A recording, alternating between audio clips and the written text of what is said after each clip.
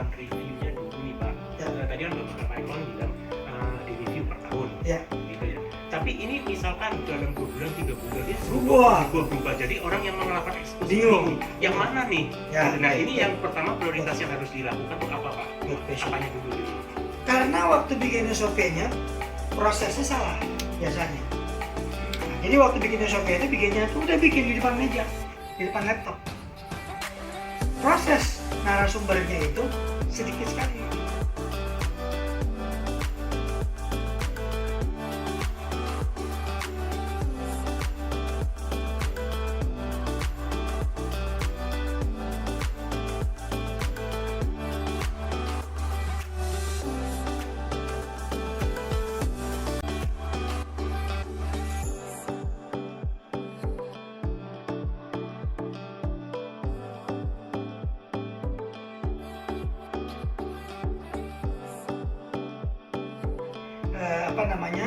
Sense-nya sama, thing-nya sama.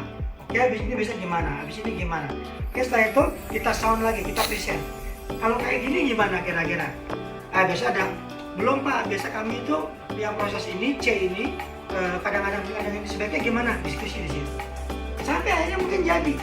Nah kemungkinannya itu nggak berantem, nggak ada perubahan. Yang sering berubah adalah ketika proses pembuatannya cepat banget, langsung dieksekusi. Jadi ngapain? Nah ini lagi jalankan. Misalnya untuk bisa berupa undang-undang, bisa berupa peraturan pemerintah, sampai ke dalam peraturan perusahaan SK atau surat edaran perusahaan. Bisa juga kira-kira karena prosesnya kepanjangan atau waktunya, SLA-nya itu nggak jelas. Saya selalu menyarankan waktu bikin SOP harus ada SLA time, karena kalau enggak pasti ribut, pasti masalah. Contoh, ada 10 langkah yang pelaksananya ada 5, berarti masing-masing 2 hari total perjalanan SOP. Yang A 2 hari, yang B 2 hari, yang E 2 hari, berarti total 10 hari. Kalau itu tidak di state time-nya itu, maka nanti A mengerjakannya 3 hari, begitu ke B itu telat, pasti akan mundur di 11 hari. Kita bisa menunjuk hidung siapa yang salah. Tapi kalau nggak ada unsur waktunya, kata si A, saya udah ngerjain kok, sama bilang nggak ngerjain, karena nggak ada unsur waktu. Tapi kalau misalkan dia ngerjain dan waktunya molor, kita bisa tunjuk hidung.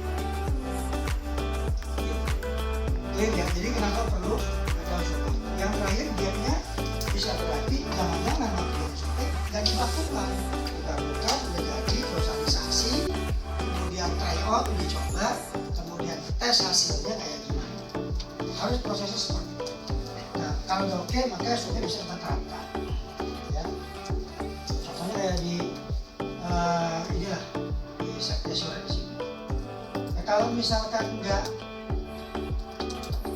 taat sama SOP, maka kalau taat SOP maka akan aman. Kalau nggak taat sama SOP maka rawan, bisa jadi kebakaran lah.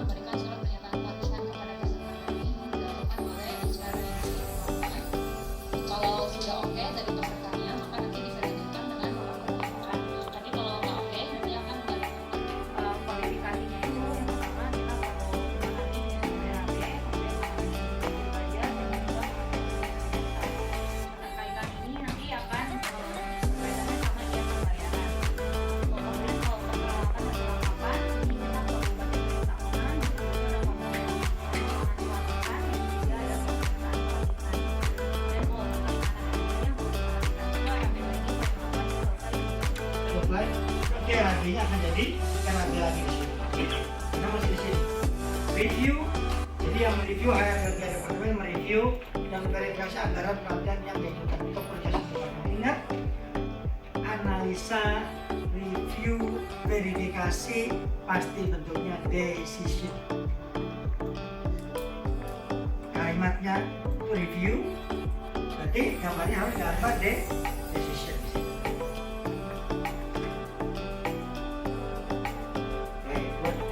Decision. Nah, jadi HRD kayak departemennya mereview anggaran pelatihan tersebut, kemudian diapain, dia kemana? Purchasing, review dan anggaran departemen yang diajukan. Nah, kalau sudah ada kalimat review, maka titik 2 bikin berarti A dan B pilihan. A di situ masih nomor 2. Ya. Jika ya,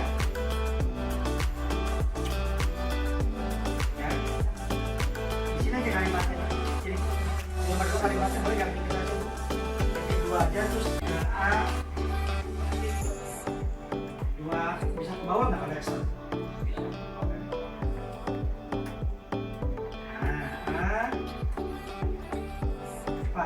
Jika ini ya-nya apa nih? Jika sesuai atau apa yang bikin dia next proses itu apa? Jika sesuai atau apa sih biasanya? Anggaran jika benar, jika apa sih saya nggak tahu nih. Ini kan konteksnya ke verifikasi anggaran. Dia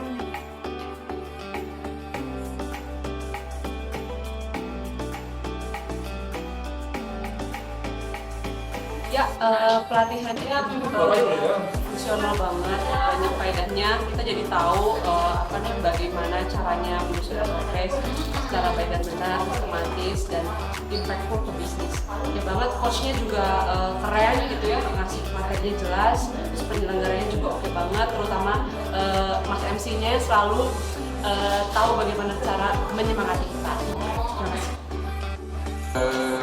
Lumayan menarik. Yang dibahas bukan cuma dari technical info, tapi berdasarkan fundamental SOP-nya itu fungsinya apa dan tujuannya apa dan mengisi materi yang bagus, MC juga lumayan